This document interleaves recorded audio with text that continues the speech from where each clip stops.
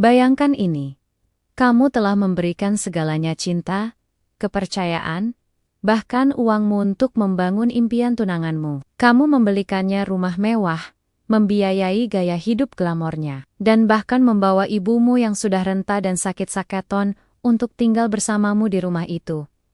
Mencari kedamaian di masa tua. Lalu, di hari yang seharusnya menjadi momen indah pertunanganmu, tunanganmu itu, pria yang kamu cintai setengah mati, tiba-tiba menunjuk ke arah ibumu, dengan mata penuh amarah yang tak terkendali, dan membentak keras di depan semua tamu, dan si pelakor yang ia banggakan, "Bawa ibumu pergi dari rumahku." Orang tua kolot itu hanya perusak pemandangan. Rumah ini terlalu berkelas untuk orang desa sepertinya. Hati hancur berkeping-keping. Harga diri terinjak-injak, dan seluruh dunia terasa runtuh dalam 1 detik. Dia tidak sadar bahwa setiap kata hinaan yang keluar dari mulutnya adalah pemicu bom waktu. Dia tidak tahu bahwa pernikahan mewah impiannya di Bali yang sudah di depan mata akan segera berubah menjadi neraka paling memalukan di hadapan ratusan tamu penting. Karena tepat di saat ia mengucap janji suci, aku wanita yang ia buang dan hina akan menarik semua asetnya, termasuk resor tempat pernikahannya itu. Bersiaplah untuk menyaksikan pembalasan dendam yang akan membuat Anda berteriak rasakan dari kursi Anda. Selamat datang di channel kami, tempat di mana kebenaran tak akan pernah membiarkan kezaliman menang. Kisah hari ini adalah tentang harga diri seorang anak yang tidak rela ibunya dihina oleh pria yang tidak tahu terima kasih. Namun, sebelum kita bongkar bagaimana rencana balas dendam paling elegan ini berjalan, dukung terus channel ini dengan klik tombol subscribe, berikan like, dan nyalakan lonceng notifikasinya. Setiap dukungan Anda sangat berarti bagi kami untuk menyajikan kisah-kisah penuh keadilan. Mari kita mulai. Pagi itu, sinar matahari menembus jendela kaca besar di sebuah rumah mewah bergaya minimalis di kawasan elit Jakarta. Indah berdiri di dapur, menyiapkan bubur hangat untuk ibunya yang sedang terbaring lemah karena stroke ringan. Sambil mengaduk panci, tatapan Indah beralih pada Bagas, tunangannya, yang sedang duduk di meja makan sambil sibuk dengan ponsel mahalnya. Bagas tampak sangat tampan dengan kemeja branded yang baru saja Indah belikan minggu lalu. Bagi dunia luar, Bagas adalah gambaran pria sukses. Ia mengendarai mobil sport, mengenakan jam tangan mewah, dan selalu makan di restoran berbintang. Namun, hanya Indah yang tahu kenyataan di baliknya. Semua kemewahan itu termasuk rumah megah, tempat mereka tinggal, adalah hasil kerja keras Indah sebagai pemilik agensi pemasaran digital yang sukses. Karena rasa cinta yang terlalu besar dan janji Bagas untuk menikahinya, Indah rela memberikan segalanya. Ia bahkan mendaftarkan sertifikat rumah tersebut atas nama Bagas sebagai kado pertunangan. Percaya bahwa pria itu adalah pelabuhan terakhirnya. Mas, jangan lupa ya, hari ini jadwal kontrol ibu ke rumah sakit. Bisa tolong antarkan sebentar? Aku ada rapat penting dengan klien dari Singapura, ucap Indah lembut, sambil meletakkan secangkir kopi di depan Bagas. Bagas bahkan tidak mendongak dari ponselnya. Wajahnya tampak masam. Aduh, Indah, aku kan juga sibuk, ada pertemuan dengan calon investor untuk proyek baruku. Kenapa tidak minta supir saja, atau pesan taksi online? Merepotkan sekali. Indah menghela napas, mencoba menelan rasa kecewanya. Supir kita sedang pulang kampung, Mas. Dan ibu sangat cemas kalau tidak ada keluarga yang menemani. Kamu kan tahu, ibu sudah sangat renta. Ya sudah, kalau begitu, batalkan saja rapatmu. Bisnismu kan sudah stabil. Tidak perlu ngoyo lagi, fokus saja urusi ibumu itu. Jawab Bagas ketus, sambil berdiri dan menyambar kunci mobilnya tanpa mencium kening Indah seperti biasanya. Indah terpaku di dapur. Ada rasa nyeri yang mulai menjalar di dadanya. Ini bukan pertama kalinya Bagas bersikap dingin, terutama sejak ibu Indah ikut tinggal bersama mereka 3 bulan lalu. Indah ingat betapa manisnya janji Bagas dulu. Aku akan menyayangi ibumu, seperti ibuku sendiri. Indah, kita akan jadi keluarga besar yang bahagia. Namun, seiring dengan semakin banyaknya aset yang Indah pindahkan atas nama Bagas, sikap pria itu justru semakin menjauh dan sombong. Siang itu, setelah mengurus ibunya sendirian, Indah tak sengaja menemukan sebuah nota pembelian perhiasan berlian yang sangat mahal di laci meja kerja Bagas. Hati Indah berdebar kencang. Apakah Bagas ingin memberiku kejutan untuk ulang tahun pernikahan yang tertunda?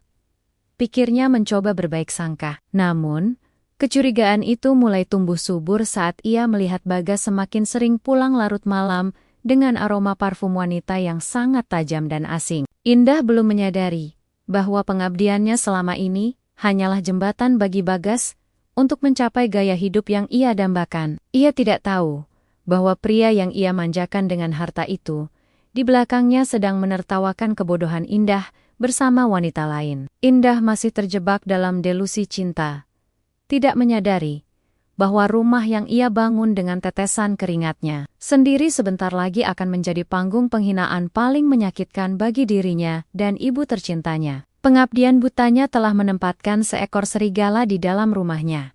Dan malam pengusiran yang kejam itu tinggal menghitung waktu. Di sebuah kafe kelas atas yang tersembunyi di sudut kota, Bagas duduk dengan wajah berseri-seri. Di depannya, seorang wanita bernama Siska menyesap wine dengan gaya yang sangat anggun. Siska adalah sosok yang mengaku sebagai pengusaha properti sukses. Padahal kenyataannya, ia hanyalah seorang wanita pencari harta yang menggunakan kecantikannya untuk memikat pria-pria haus pengakuan seperti Bagas. Bagi Bagas, Siska adalah segalanya yang tidak dimiliki Indah. Jika Indah selalu bicara tentang kerja keras, tabungan, dan masa depan, Siska selalu bicara tentang kemewahan, pesta diet, dan bagaimana menikmati hidup tanpa batas. Siska tahu persis titik lemah Bagas. Ego pria itu yang besar namun rapuh. Mas, aku lihat postinganmu di Instagram. Rumah itu memang indah. Tapi sayang sekali, auranya jadi suram karena ada orang tua sakit-sakiton di sana. Ucap Siska sambil membelai punggung tangan Bagas dengan lembut. Bagas menghela napas, merasa mendapatkan pembelaan. Itu dia masalahnya sayang. Indah terlalu terobsesi merawat ibunya. Bau obat-obatan ada di mana-mana. Aku merasa seperti tinggal di bangsal rumah sakit, bukan di rumah mewah seorang CEO. Siska tersenyum licik. Inilah saat yang ia tunggu. Mas, kamu itu pria hebat. Kamu punya segalanya sekarang. Kamu pantas mendapatkan pendamping yang bisa membawamu ke lingkaran sosialita elit. Bukan wanita yang sibuk mengaduk bubur di dapur setiap pagi. Dan soal rumah itu, bukankah sudah atas namamu? Kenapa kamu harus merasa tidak nyaman di rumahmu sendiri? Kata-kata Siska masuk ke dalam pikiran Bagas seperti racun yang manis, tapi Indah yang membayar semuanya. Siska, aku merasa tidak enak kalau langsung mengusirnya. Siska tertawa kecil. Suara tawa yang terdengar sangat merendahkan. Bodohnya kamu, Mas. Di mata hukum, siapa yang namanya ada di sertifikat, dialah pemiliknya. Indah memberikan itu padamu, karena dia tahu dia tidak cukup menarik untuk membuatmu bertahan. Itu adalah bayaran untuk cintamu. Tapi, apakah kamu mau menghabiskan sisa hidupmu mencium bau minyak kayu putih dari ibu mertuamu? Bayangkan jika kita menikah, kita bisa mengadakan pesta pool party setiap minggu di sana, tanpa ada gangguan. Bagas terdiam, membayangkan kebebasan yang ditawarkan Siska.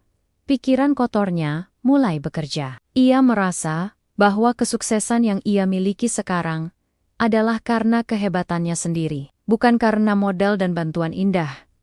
Ia mulai merasa Indah dan ibunya adalah parasit yang menghalangi kebahagiaannya bersama. Siska? Lalu apa yang harus aku lakukan? Tanya Bagas. Benar-benar sudah berada di bawah kendali Siska. Tunjukkan siapa bosnya, Mas. Bisik Siska tajam. Buat situasi di rumah itu menjadi sangat tidak nyaman bagi mereka. Biarkan Indah tahu bahwa rumah itu milikmu. Dan kamu punya hak penuh untuk menentukan siapa yang boleh tinggal di sana. Jika dia tidak suka, biarkan dia pergi membawa ibunya. Toh, kamu masih punya aset-aset lain yang sudah kamu alihkan diam-diam kan? Malam itu, Bagas pulang dengan tekad yang bulat. Ia tidak lagi melihat Indah sebagai pasangan yang membangun hidup bersamanya.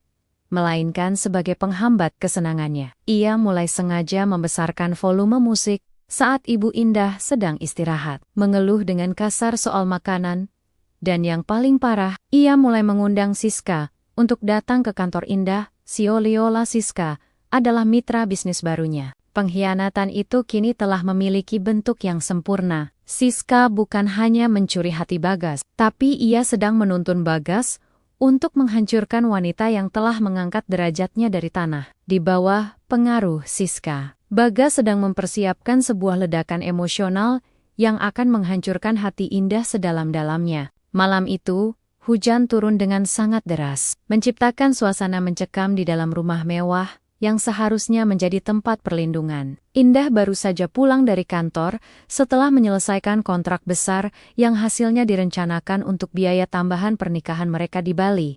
Namun, setibanya di rumah, ia tidak menemukan kehangatan. Ia justru mendapati koper-koper miliknya dan milik ibunya sudah tertumpuk kasar di lorong depan. Di ruang tengah, Bagas sedang duduk berdampingan dengan Siska. Mereka terlihat sangat akrab. Bahkan Siska tanpa malu-malu menyandarkan kepalanya di bahu Bagas sambil memutar-mutar gelas berisi minuman mahal milik Indah. Ibu Indah, yang wajahnya tampak sangat pucat dan tubuhnya gemetar karena takut, terduduk lemas di kursi roda di sudut ruangan. "Mas, apa-apaan ini? Kenapa barang-barangku ada di luar?" tanya Indah dengan suara bergetar. Bagas berdiri. Tidak ada lagi jejak kelembutan di wajahnya. Ia menatap Indah dengan pandangan yang sangat asing. Seolah-olah Indah adalah musuh besar dalam hidupnya. "Aku sudah memikirkannya matang-matang. Indah, hubungan kita sudah tidak sehat. Kamu terlalu fokus pada urusanmu sendiri dan ibumu yang penyakitan itu. Aku butuh suasana baru. Dan Siska adalah wanita yang bisa memberikanku kebahagiaan itu." Indah merasa jantungnya berhenti berdetak. "Siska, jadi selama ini dugaanku benar, Mas. Sadarlah, rumah ini, mobil yang kamu pakai, bahkan baju yang menempel di badanmu itu, semua adalah hasil kerja kerasku." Mendengar itu, tawa Siska pecah. Suaranya melengking menyakitkan telinga. "Hasil kerja kerasmu? Aduh, Indah, jangan naik di otas Curtis. Semua ini milik Mas Bagas. Kamu hanya tamu di sini." Bagas melangkah maju, mendekati Ibu Indah yang mulai terisak pelan. Tanpa rasa iba sedikit pun, Bagas menendang kaki kursi roda itu hingga bergeser kasar. "Dan satu hal lagi. Aku tidak mau rumah ini bau minyak angin dan suara batuk setiap malam. Bau orang tua ini membuatku mual." "Mas, cukup. Jangan hina ibuku," teriak Indah sambil berlari memeluk ibunya. "Cukup katamu?" Bagas justru mencengkeram lengan Indah dengan kuat dan menyeretnya menuju pintu depan yang terbuka lebar. "Aku sudah muak dengan dramamu. Aku punya kehidupan baru yang jauh lebih elit bersama Siska. Jadi sekarang, bawa ibumu pergi dari rumahku sekarang juga. Pergi ke panti jompo atau kemanapun terserah kamu. Yang penting, jangan pernah tunjukkan wajah kalian lagi di sini." Indah mencoba bertahan, namun Bagas dengan tega mendorongnya keluar, hingga Indah jatuh tersungkur di atas aspal yang basah. Tak berhenti di situ, Bagas mendorong kursi roda Ibu Indah keluar, hingga sang ibu nyaris terjatuh ke genangan air. "Mas Bagas, tega kamu, Mas. Ingat, siapa yang membantumu saat kamu tidak punya apa-apa?" Tangis Indah pecah di bawah guyuran hujan. Bagas hanya berdiri di ambang pintu dengan senyum kemenangan, sementara Siska melambai sinis dari balik punggungnya. "Waktu itu sudah lewat, Indah. Sekarang aku punya segalanya, dan kamu tidak punya apa-apa. Selamat menikmati malammu yang dingin." Pintu jati besar itu ditutup dengan bantingan keras, meninggalkan Indah dan ibunya yang kedinginan di tengah badai. Dalam kegelapan dan kehinaan itu, Indah memeluk ibunya erat-erat. Air matanya bercampur dengan air hujan. Namun di dalam hatinya, api kemarahan mulai menyala. Ia menatap rumah itu untuk terakhir kalinya dengan tatapan dingin. "Kau salah, Bagas. Kau pikir kau sudah menang. Kau baru saja membuka pintu nerakamu sendiri," bisik Indah dalam hati. Malam itu, Di sebuah kontrakan sempit yang menjadi tempat pengungsian sementara, Indah duduk bersimpuh di samping tempat tidur ibunya. Sang ibu telah tertidur karena kelelahan setelah menangis sepanjang jalan, namun sisa-sisa trauma masih terpancar dari wajahnya yang keriput. Indah menatap tangannya yang lecet karena tergesek aspal, lalu beralih menatap ponselnya. Media sosial Bagas sudah penuh dengan unggahan baru. Dengan tidak tahu malu, Bagas mengunggah foto dirinya bersama Siska di ruang tamu, rumah yang seharusnya milik Indah. Memulai lembaran baru dengan ratu yang sebenarnya. Keluar dari beban masa lalu, tulis Bagas dalam takarirnya. Ratusan komentar berisi pujian dan ucapan selamat dari kalaga-kalaga bisnis. Mereka mengalir deras. Teman-teman yang dulu dibantu oleh Indah, kini seolah buta. Mereka menjilat Bagas tanpa tahu kebenaran di baliknya. Rasa sakit di hati Indah perlahan berganti menjadi amarah yang dingin. Ia menyadari satu hal. Bagas tidak hanya mengkhianatinya, tapi Bagas sedang mencoba menghapus eksistensi Indah. Bagas merasa sudah memenangkan segalanya, hanya karena sebuah kertas sertifikat. Esok harinya, Bagas mengirimkan pesan singkat yang semakin mengiris hati. Indah, jangan coba-coba menuntut rumah atau aset apapun. Sertifikat itu atas namaku. Itu hadiah. Dan hadiah tidak bisa ditarik kembali. Oh ya, aku akan menikah dengan Siska di Bali bulan depan. Acara paling mewah tahun ini. Jangan datang. Karena kamu tidak level dengan tamu-tamuku. Indah meremas ponselnya hingga buku jarinya memutih. Hingkuan, Bagas, bahwa ia akan menggunakan uang yang selama ini dayam-dayam ia gelapkan dari bisnis sampingan Indah, adalah sebuah kesalahan besar. Bagas merasa sangat aman, karena selama ini, Indah selalu membiarkan Bagas mengelola beberapa rekening operasional, demi menjaga harga diri sang tunangan. Bagas mengira, Indah adalah wanita bodoh, yang hanya tahu cara bekerja, bukan cara mengawasi. Kau pikir aku membiarkanmu memegang kendali karena aku lemah? Bisik Indah pada ruangan kosong. Aku membiarkanmu memegangnya karena aku ingin melihat seberapa jauh keserakahanmu akan membawamu ke jurang. Indah segera membuka laptopnya. Ia tidak lagi melihat laporan pemasaran, melainkan membuka brankas digital rahasia yang selama ini ia kunci rapat. Di sana tersimpan semua bukti aliran dana, setiap rupiah yang keluar dari rekening perusahaannya ke rekening pribadi Bagas, serta rekaman percakapan saat Bagas meminta sertifikat rumah itu di balik nama sebagai syarat keseriusan hubungan mereka, sebuah syarat yang kini bisa dibuktikan sebagai unsur penipuan dan manipulasi. Indah menghubungi Pak Satrio, pengacara paling disegani yang pernah ia bantu dalam kasus bisnis setahun lalu. Pak Satrio, singa yang saya pelihara mulai menggigit. Saya ingin Pak Satrio membantu saya mencabut giginya satu persatu. Jangan biarkan ada satu pun kuku yang tersisa. Tegas Indah melalui sambungan telepon. Indah menyadari bahwa Bagas sangat percaya diri karena merasa sudah menguasai rumah dan mobil. Namun Bagas lupa, bisnis konstruksi sampingan yang ia jalankan sebenarnya berdiri di atas lisensi perusahaan Indah tanpa izin Indah. Bagas hanyalah pengusaha ilegal yang bisa dipidana kapan saja. Indah menatap ibunya yang terbangun dan mengelus tangannya. Ibu, maafkan Indah karena sudah salah memilih orang. Tapi Indah janji, setiap tetes air mata ibu semalam akan dibayar dengan kehancuran karirnya. Kita tidak akan lari. Kita hanya sedang mundur untuk melompat lebih jauh. Malam itu, rencana besar mulai disusun. Indah tidak akan menghentikan pernikahan Bagas di Bali. Sebaliknya, ia akan membiarkan Bagas menggelontorkan seluruh sisa uang hasil curiannya untuk acara itu. Ia ingin Bagas berada di titik tertinggi, tepat sebelum ia menarik seluruh pijakan kakinya, dan membiarkan Bagas jatuh menghantam dasar kehampaan yang paling dalam. Indah tidak lagi menangis. Matanya yang sembab kini berganti dengan sorot mata yang tajam dan penuh perhitungan. Di dalam ruang kerja sempit di kontrakannya, aroma kopi pahit bercampur dengan tumpukan dokumen legal yang berserakan. Indah tahu, melawan pria narsisistik seperti Bagas tidak bisa dilakukan dengan teriakan atau drama di media sosial. Ia harus menyerang titik paling vital bagi Bagas, harga diri dan hartanya. Langkah pertama Indah adalah melakukan audit forensik terhadap semua rekening bisnis yang pernah ia percayakan pada Bagas. Hasilnya mengejutkan sekaligus memuakan. Bagas ternyata telah memindahkan dana operasional agensi Indah sebesar 5 miliar rupiah secara bertahap ke sebuah rekening cangkang atas nama Siska. Uang itulah yang rencananya akan mereka gunakan untuk berpesta pora di Bali.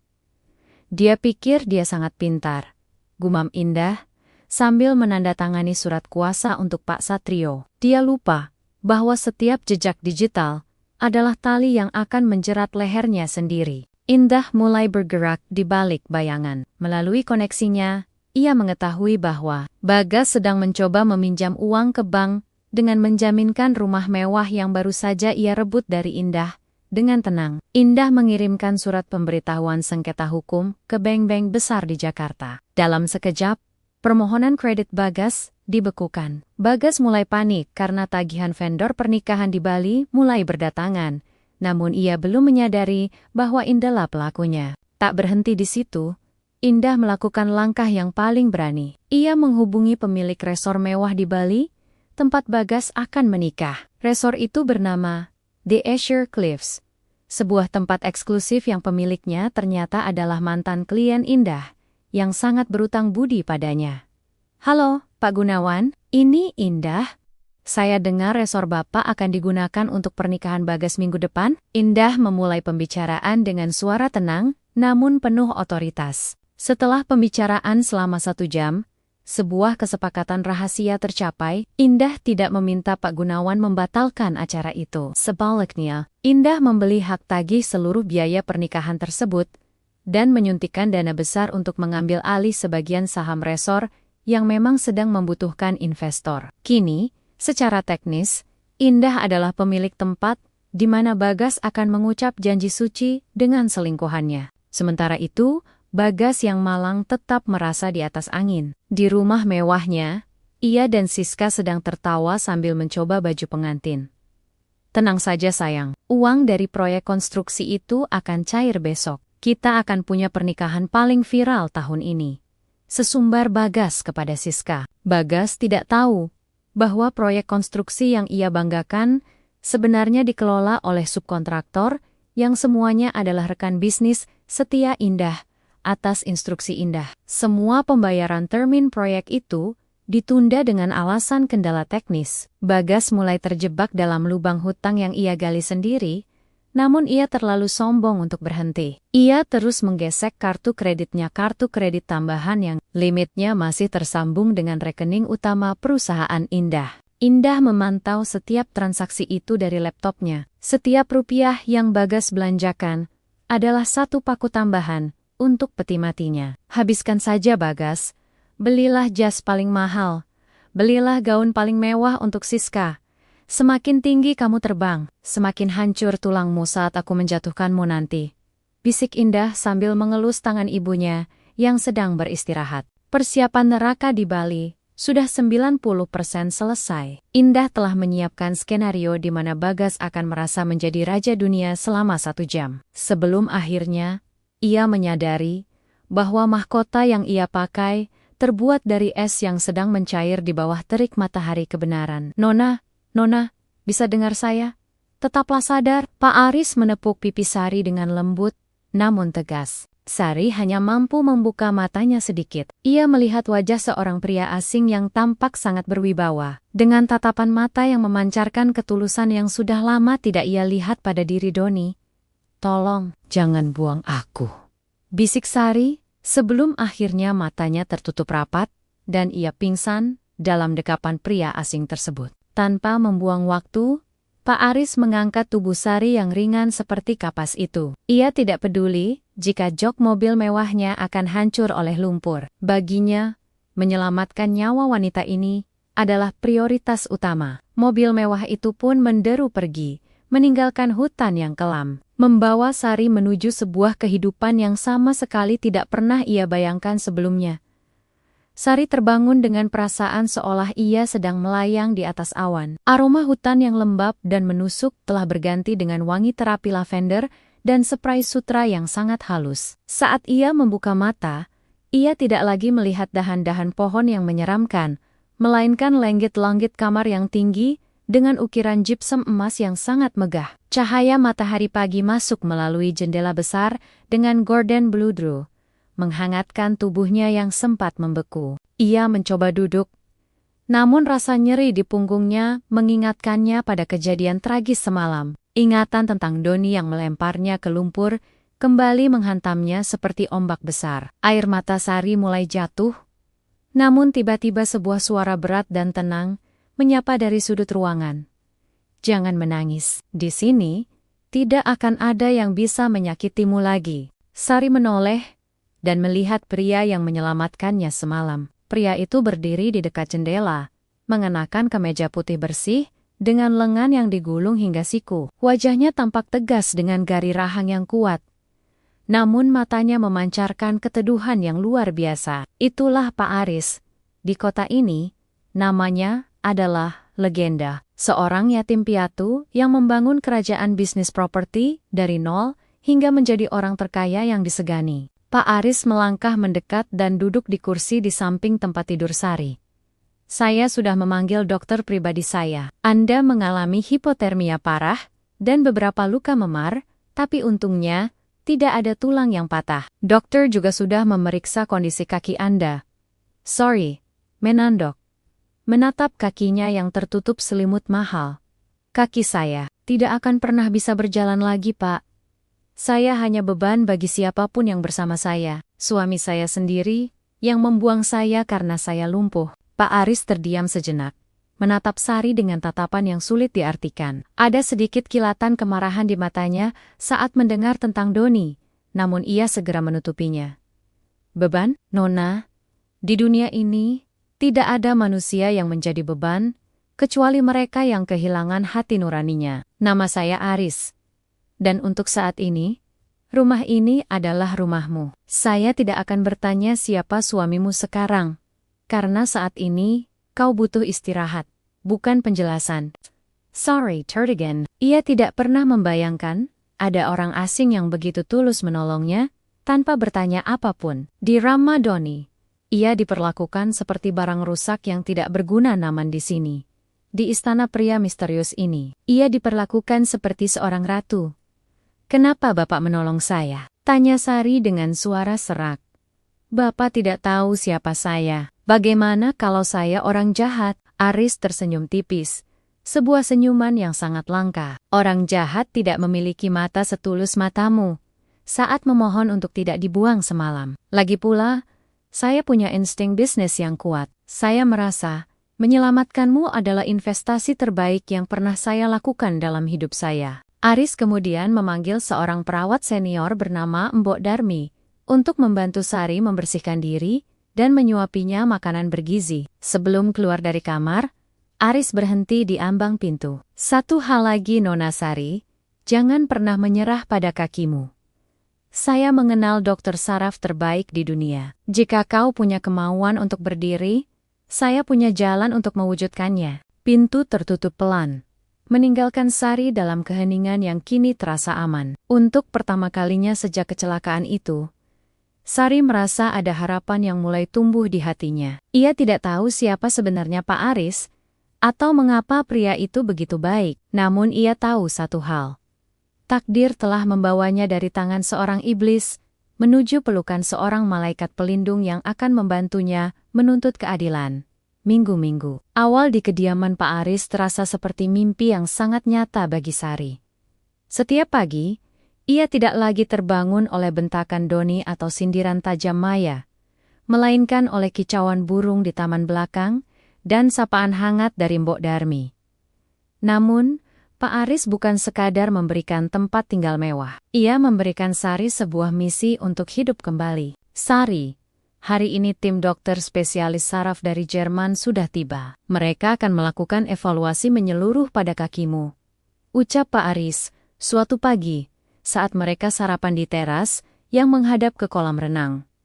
Sari menatap kakinya dengan ragu. Pak Aris, dokter di rumah sakit dulu bilang, saraf saya sudah mati. Saya takut jika saya berharap terlalu tinggi, jatuh saya akan lebih menyakitkan. Pak Aris meletakkan cangkir kopinya menatap Sari dengan tatapan tajam, namun penuh dukungan. Dokter itu bukan Tuhan, Sari. Teknologi medis berkembang. Dan yang paling penting, keinginanmu untuk sembuh adalah setengah dari obatnya. Kau ingin membiarkan mereka menang? Kau ingin Doni dan wanita itu tertawa melihatmu hancur? Jika tidak, maka berjuanglah untukku. Dan terutama untuk dirimu sendiri. Perjuangan itu pun dimulai. Setiap hari, Sari harus menjalani sesi fisioterapi yang sangat menyakitkan. Kakinya yang sudah mulai mengecil, dipaksa bergerak. Distimulasi dengan aliran listrik rendah, dan dipijat dengan teknik khusus. Seringkali Sari menangis kesakitan. Hampir menyerah saat otot-ototnya terasa seperti ditarik paksa. Di saat-saat paling sulit itulah, Pak Aris selalu ada. Pria yang biasanya sangat sibuk mengurus proyek-proyek bernilai triliunan itu. Sengaja meluangkan waktu 1 atau 2 jam setiap sore untuk menemani Sari berlatih. Ia tidak hanya menonton, ia memberikan semangat. Bahkan terkadang memegang tangan Sari saat wanita itu mencoba berdiri di atas palang sejajar. Sedikit lagi, Sari. 1 langkah kecil saja, bisik Pak Aris dengan suara rendah yang menenangkan. Suatu sore, sebuah keajaiban kecil terjadi. Saat Sari sedang berusaha keras menggerakkan jempol kaki kanannya, ia merasakan sensasi kesemutan yang sangat hebat. Rasa sakit yang tajam menusuk hingga ke pinggang. Sari berteriak kecil, bukan karena sedih. Bayangkan ini. Kamu telah memberikan segalanya, cinta, kepercayaan, bahkan uangmu untuk membangun impian tunanganmu. Kamu membelikannya rumah mewah, membiayai gaya hidup glamornya, dan bahkan membawa ibumu yang sudah renta dan sakit-saketon untuk tinggal bersamamu di rumah itu.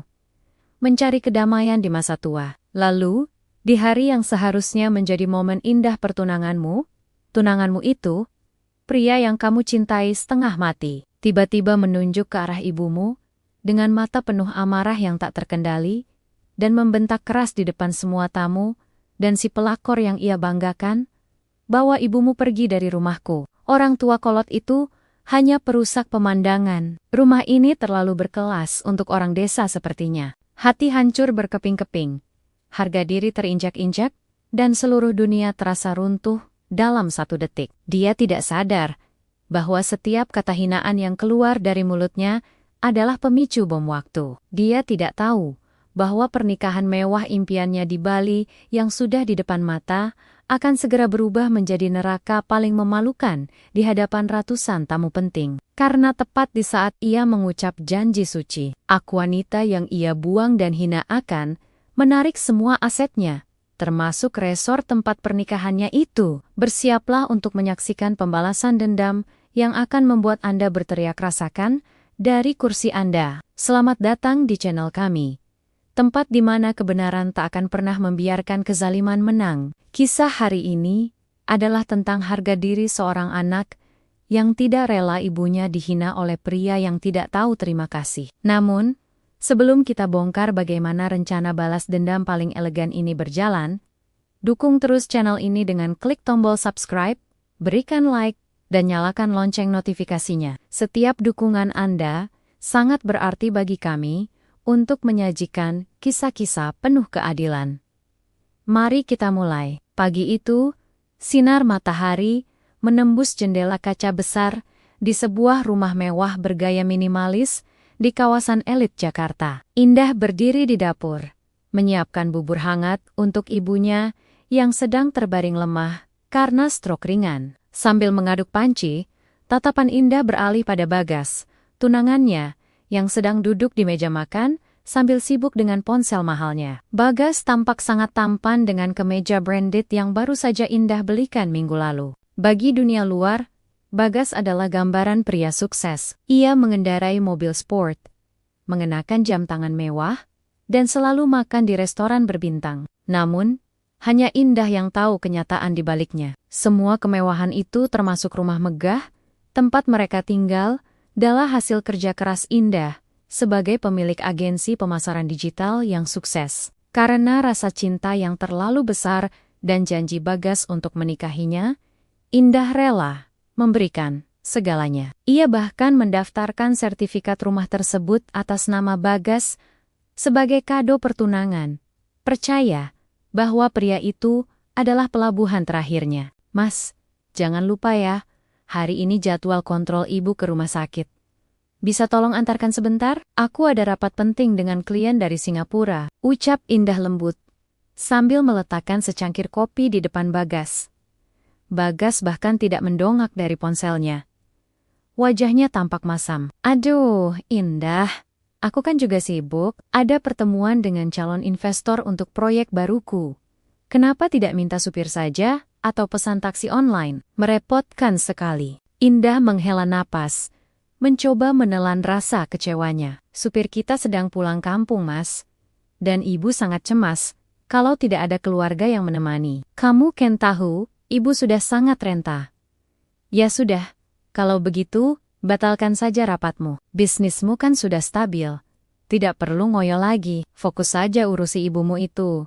Jawab Bagas ketus, sambil berdiri dan menyambar kunci mobilnya tanpa mencium kening Indah seperti biasanya. Indah terpaku di dapur. Ada rasa nyeri yang mulai menjalar di dadanya. Ini bukan pertama kalinya Bagas bersikap dingin. Terutama sejak Ibu Indah ikut tinggal bersama mereka 3 bulan lalu. Indah ingat betapa manisnya janji Bagas dulu. Aku akan menyayangi ibumu, seperti ibuku sendiri. Indah, kita akan jadi keluarga besar yang bahagia.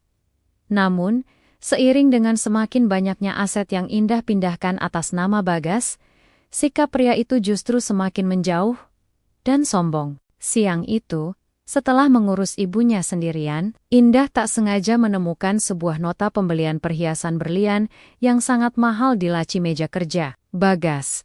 Hati Indah berdebar kencang. Apakah Bagas ingin memberiku kejutan untuk ulang tahun pernikahan yang tertunda?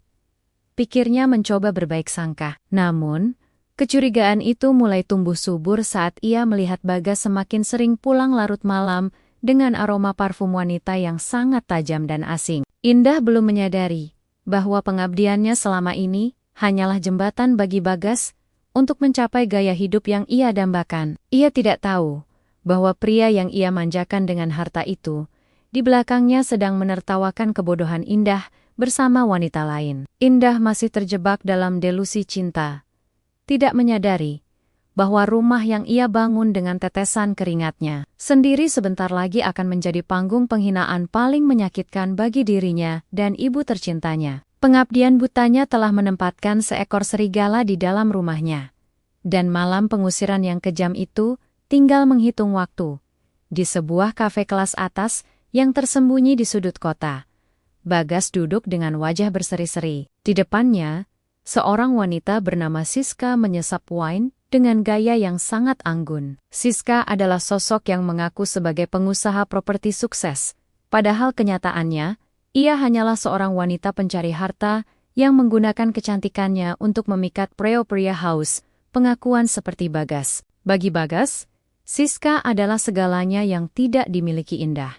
Jika Indah selalu bicara tentang kerja keras, tabungan, dan masa depan, Siska selalu bicara tentang kemewahan, pesta diet, dan bagaimana menikmati hidup tanpa batas. Siska tahu persis titik lemah Bagas. Ego pria itu yang besar namun rapuh. Mas, aku lihat postinganmu di Instagram. Rumah itu memang indah, tapi sayang sekali. Auranya jadi suram karena ada orang tua sakit-sakiton di sana, ucap Siska sambil membelai punggung tangan Bagas dengan lembut. Bagas menghela napas, merasa mendapatkan pembelaan. Itu dia masalahnya sayang.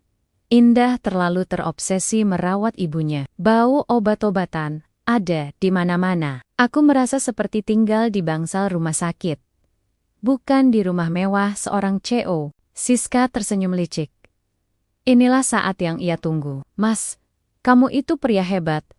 Kamu punya segalanya sekarang. Kamu pantas mendapatkan pendamping yang bisa membawamu ke lingkaran sosialita elit, bukan wanita yang sibuk mengaduk bubur di dapur setiap pagi. Dan soal rumah itu, bukankah sudah atas namamu? Kenapa kamu harus merasa tidak nyaman di rumahmu sendiri? Kata-kata Siska masuk ke dalam pikiran Bagas seperti racun yang manis, tapi Indah yang membayar semuanya. Siska, Aku merasa tidak enak kalau langsung mengusirnya. Siska tertawa kecil. Suara tawa yang terdengar sangat merendahkan. Bodohnya kamu, Mas. Di mata hukum, siapa yang namanya ada di sertifikat, dialah pemiliknya. Indah memberikan itu padamu, karena dia tahu dia tidak cukup menarik untuk membuatmu bertahan. Itu adalah bayaran untuk cintamu. Tapi, apakah kamu mau menghabiskan sisa hidupmu mencium bau minyak kayu putih dari ibu mertuamu? Bayangkan jika kita menikah, kita bisa mengadakan pesta pool party setiap minggu di sana, tanpa ada gangguan. Bagas terdiam, membayangkan kebebasan yang ditawarkan Siska.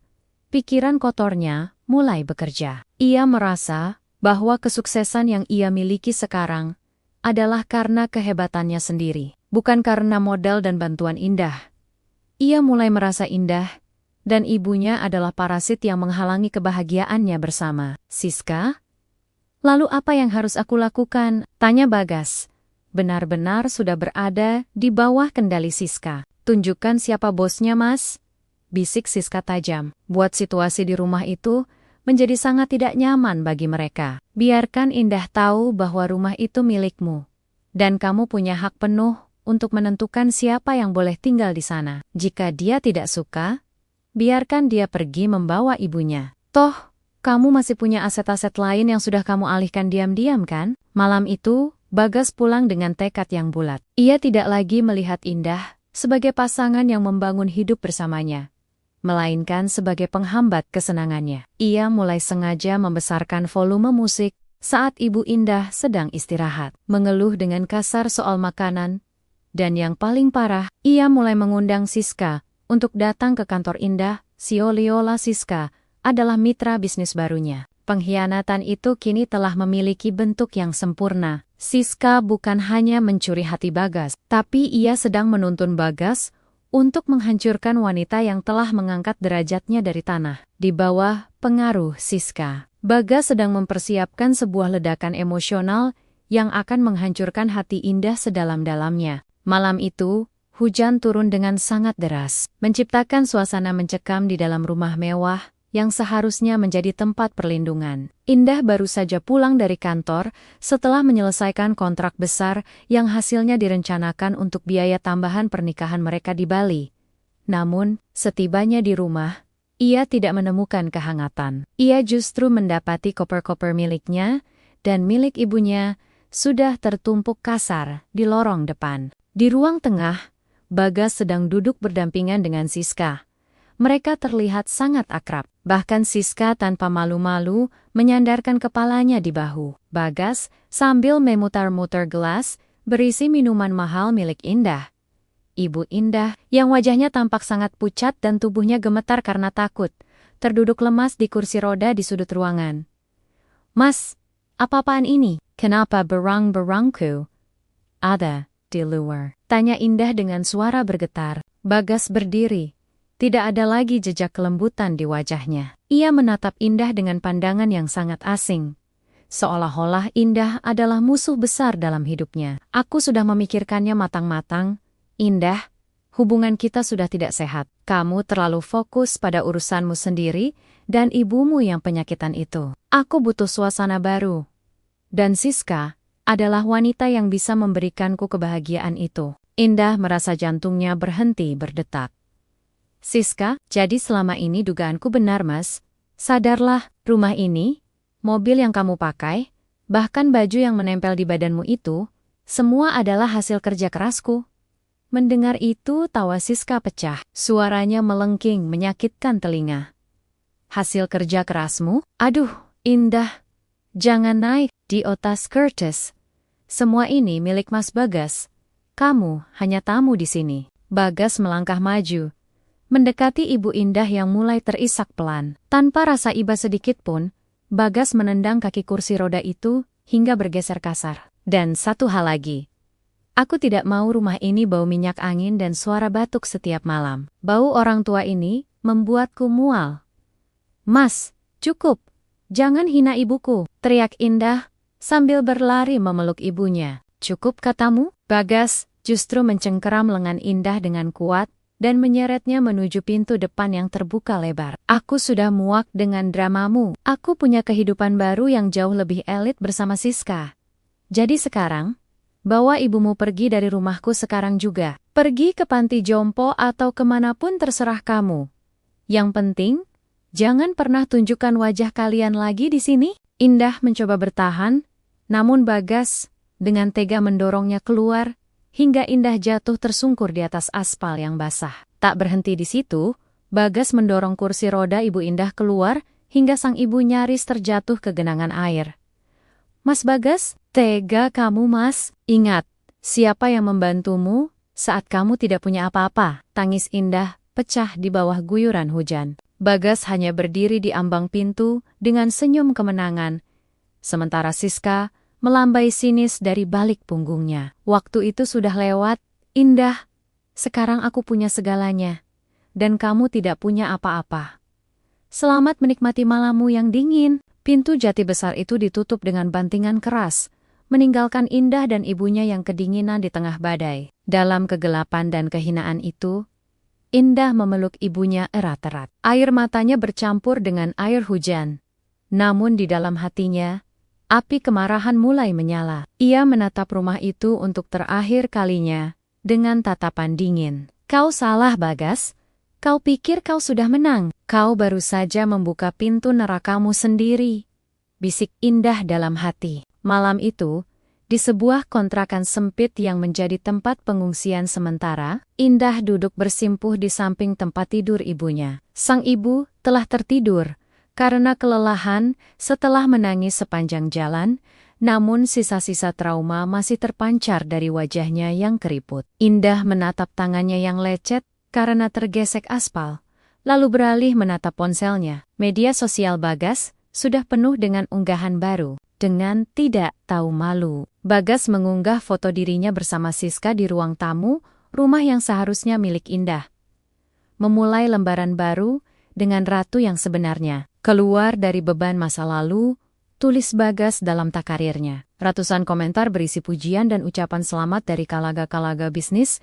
Mereka mengalir deras. Teman-teman yang dulu dibantu oleh Indah, kini seolah buta.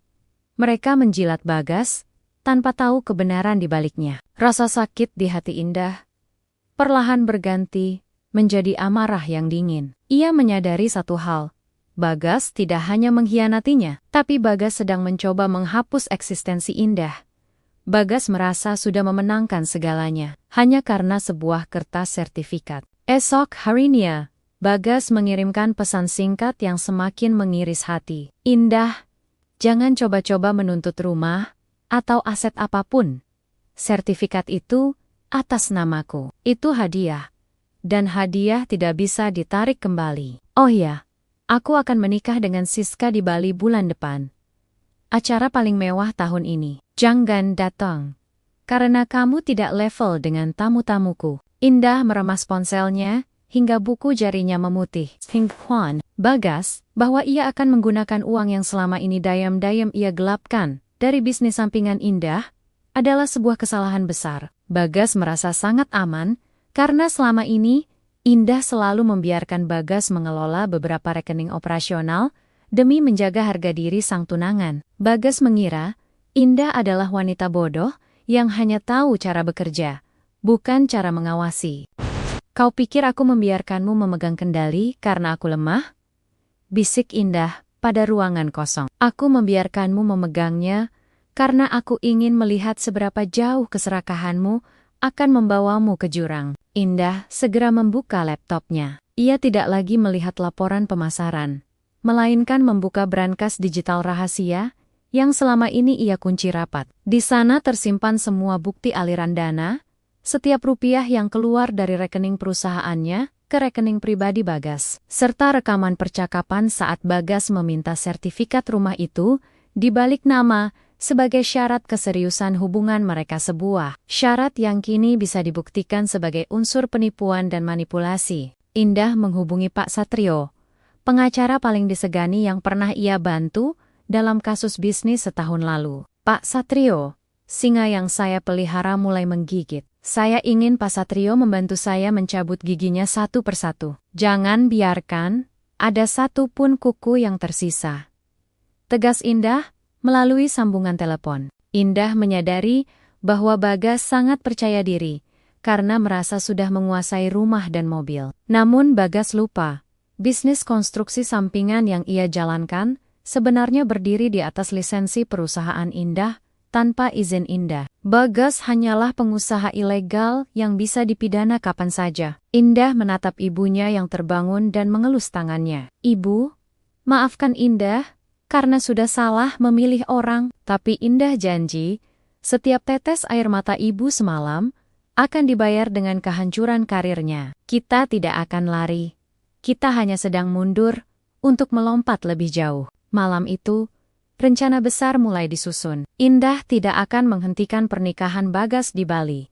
Sebaliknya, ia akan membiarkan Bagas menggelontorkan seluruh sisa uang hasil curiannya untuk acara itu. Ia ingin Bagas berada di titik tertinggi. Tepat sebelum ia menarik seluruh pijakan kakinya dan membiarkan Bagas jatuh menghantam dasar kehampaan yang paling dalam, Indah tidak lagi menangis. Matanya yang sembab kini berganti dengan sorot mata yang tajam dan penuh perhitungan. Di dalam ruang kerja sempit di kontrakannya, aroma kopi pahit bercampur dengan tumpukan dokumen legal yang berserakan. Indah tahu, melawan pria narsisistik seperti Bagas tidak bisa dilakukan dengan teriakan atau drama di media sosial. Ia harus menyerang titik paling vital bagi Bagas, harga diri dan hartanya. Langkah pertama Indah adalah melakukan audit forensik terhadap semua rekening bisnis yang pernah ia percayakan pada Bagas. Hasilnya mengejutkan sekaligus memuakan. Bagas ternyata telah memindahkan dana operasional agensi Indah sebesar 5 miliar rupiah secara bertahap ke sebuah rekening cangkang atas nama Siska. Uang itulah yang rencananya akan mereka gunakan untuk berpesta pora di Bali. "Dia pikir dia sangat pintar," gumam Indah sambil menandatangani surat kuasa untuk Pak Satrio. Dia lupa bahwa setiap jejak digital adalah tali yang akan menjerat lehernya sendiri. Indah mulai bergerak di balik bayangan. Melalui koneksinya, ia mengetahui bahwa Bagas sedang mencoba meminjam uang ke bank dengan menjaminkan rumah mewah yang baru saja ia rebut dari Indah. Dengan tenang, Indah mengirimkan surat pemberitahuan sengketa hukum ke bank-bank besar di Jakarta. Dalam sekejap, permohonan kredit Bagas dibekukan. Bagas mulai panik karena tagihan vendor pernikahan di Bali mulai berdatangan. Namun ia belum menyadari bahwa Indahlah pelakunya. Tak berhenti di situ, Indah melakukan langkah yang paling berani. Ia menghubungi pemilik resor mewah di Bali, tempat Bagas akan menikah. Resor itu bernama The Azure Cliffs, sebuah tempat eksklusif yang pemiliknya ternyata adalah mantan klien Indah yang sangat berutang budi padanya. "Halo, Pak Gunawan, ini Indah. Saya dengar resor Bapak akan digunakan untuk pernikahan Bagas minggu depan." Indah memulai pembicaraan dengan suara tenang, namun penuh otoritas. Setelah pembicaraan selama 1 jam, sebuah kesepakatan rahasia tercapai. Indah tidak meminta Pak Gunawan membatalkan acara itu. Sebaliknya, Indah membeli hak tagih seluruh biaya pernikahan tersebut dan menyuntikkan dana besar untuk mengambil alih sebagian saham resor yang memang sedang membutuhkan investor. Kini, secara teknis, Indah adalah pemilik tempat di mana Bagas akan mengucap janji suci dengan selingkuhannya. Sementara itu, Bagas yang malang tetap merasa di atas angin. Di rumah mewahnya, ia dan Siska sedang tertawa sambil mencoba baju pengantin.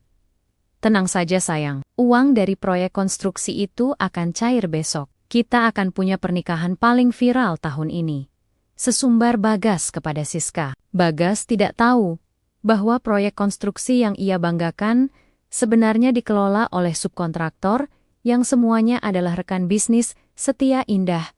Atas instruksi Indah, semua pembayaran termin proyek itu ditunda dengan alasan kendala teknis. Bagas mulai terjebak dalam lubang hutang yang ia gali sendiri, namun ia terlalu sombong untuk berhenti. Ia terus menggesek kartu kreditnya, kartu kredit tambahan yang limitnya masih tersambung dengan rekening utama perusahaan Indah. Indah memantau setiap transaksi itu dari laptopnya. Setiap rupiah yang Bagas belanjakan adalah satu paku tambahan untuk peti matinya. Habiskan saja Bagas, belilah jas paling mahal, belilah gaun paling mewah untuk Siska, Semakin tinggi kamu terbang, semakin hancur tulangmu saat aku menjatuhkanmu nanti.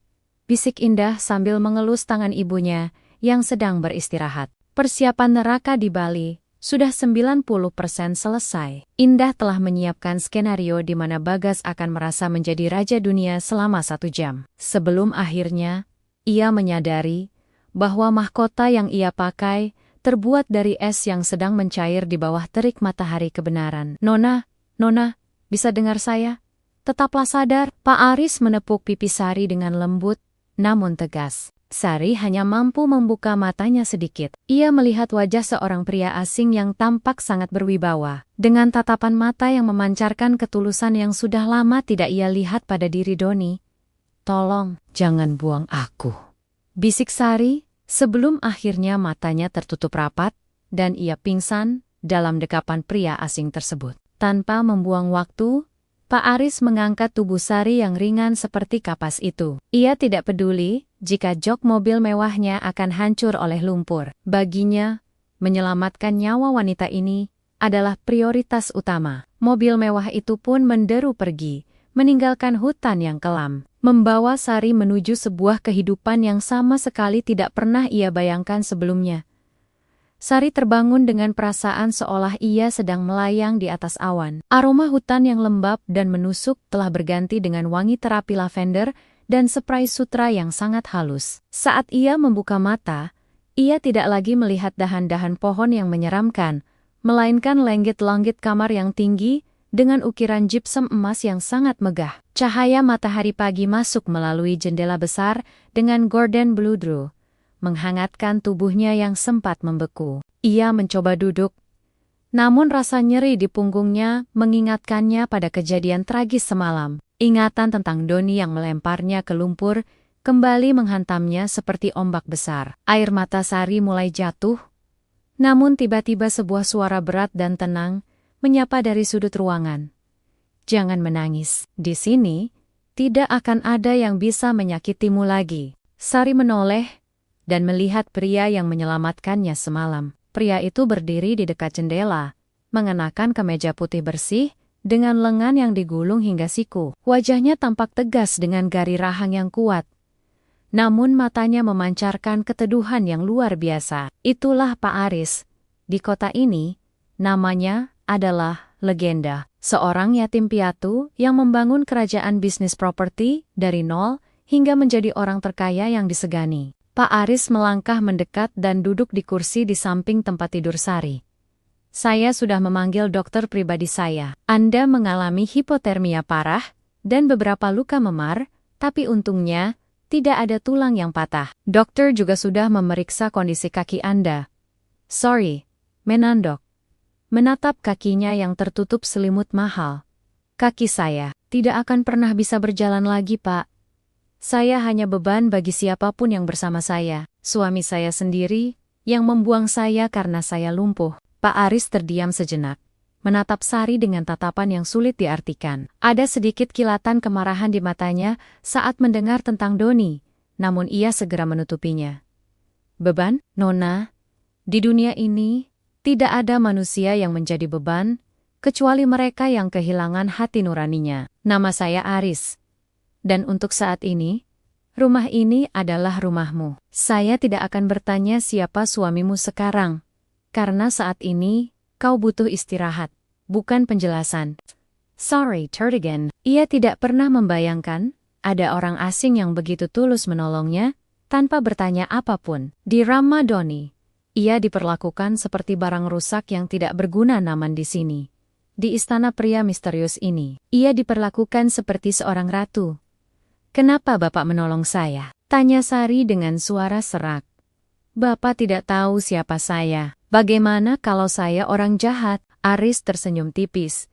Sebuah senyuman yang sangat langka. Orang jahat tidak memiliki mata setulus matamu saat memohon untuk tidak dibuang semalam. Lagi pula, saya punya insting bisnis yang kuat. Saya merasa menyelamatkanmu adalah investasi terbaik yang pernah saya lakukan dalam hidup saya. Aris kemudian memanggil seorang perawat senior bernama Mbok Darmi untuk membantu Sari membersihkan diri dan menyuapinya makanan bergizi. Sebelum keluar dari kamar, Aris berhenti di ambang pintu. Satu hal lagi Nona Sari, jangan pernah menyerah pada kakimu. Saya mengenal dokter saraf terbaik di dunia. Jika kau punya kemauan untuk berdiri, saya punya jalan untuk mewujudkannya. Pintu tertutup pelan, meninggalkan Sari dalam keheningan yang kini terasa aman. Untuk pertama kalinya sejak kecelakaan itu, Sari merasa ada harapan yang mulai tumbuh di hatinya. Ia tidak tahu siapa sebenarnya Pak Aris, atau mengapa pria itu begitu baik. Namun ia tahu satu hal. Takdir telah membawanya dari tangan seorang iblis, menuju pelukan seorang malaikat pelindung yang akan membantunya menuntut keadilan. Minggu-minggu awal di kediaman Pak Aris terasa seperti mimpi yang sangat nyata bagi Sari. Setiap pagi, ia tidak lagi terbangun oleh bentakan Doni atau sindiran tajam Maya, melainkan oleh kicauan burung di taman belakang dan sapaan hangat dari Mbok Darmi. Namun, Pak Aris bukan sekadar memberikan tempat tinggal mewah. Ia memberikan Sari sebuah misi untuk hidup kembali. Sari, hari ini tim dokter spesialis saraf dari Jerman sudah tiba. Mereka akan melakukan evaluasi menyeluruh pada kakimu, ucap Pak Aris, suatu pagi, saat mereka sarapan di teras yang menghadap ke kolam renang. Sari menatap kakinya dengan ragu. Pak Aris, dokter di rumah sakit dulu bilang, saraf saya sudah mati. Saya takut jika saya berharap terlalu tinggi, jatuh saya akan lebih menyakitkan. Pak Aris meletakkan cangkir kopinya, menatap Sari dengan tatapan tajam, namun penuh dukungan. Dokter itu bukan Tuhan Sari. Teknologi medis berkembang. Dan yang paling penting, keinginanmu untuk sembuh adalah setengah dari obatnya. Kau ingin membiarkan mereka menang? Kau ingin Doni dan wanita itu tertawa melihatmu hancur? Jika tidak, maka berjuanglah untukku. Dan terutama untuk dirimu sendiri. Perjuangan itu pun dimulai. Setiap hari, Sari harus menjalani sesi fisioterapi yang sangat menyakitkan. Kakinya yang sudah mulai mengecil, dipaksa bergerak. Distimulasi dengan aliran listrik rendah, dan dipijat dengan teknik khusus. Seringkali Sari menangis kesakitan. Hampir menyerah saat otot-ototnya terasa seperti ditarik paksa. Di saat-saat paling sulit itulah, Pak Aris selalu ada. Pria yang biasanya sangat sibuk mengurus proyek-proyek bernilai triliunan itu, sengaja meluangkan waktu 1 atau 2 jam setiap sore untuk menemani Sari berlatih. Ia tidak hanya menonton, ia memberikan semangat. Bahkan terkadang memegang tangan Sari saat wanita itu mencoba berdiri di atas palang sejajar. Sedikit lagi Sari. 1 langkah kecil saja, bisik Pak Aris dengan suara rendah yang menenangkan. Suatu sore, sebuah keajaiban kecil terjadi. Saat Sari sedang berusaha keras menggerakkan jempol kaki kanannya, ia merasakan sensasi kesemutan yang sangat hebat. Rasa sakit yang tajam menusuk hingga ke pinggang. Sari berteriak kecil, bukan karena sedih,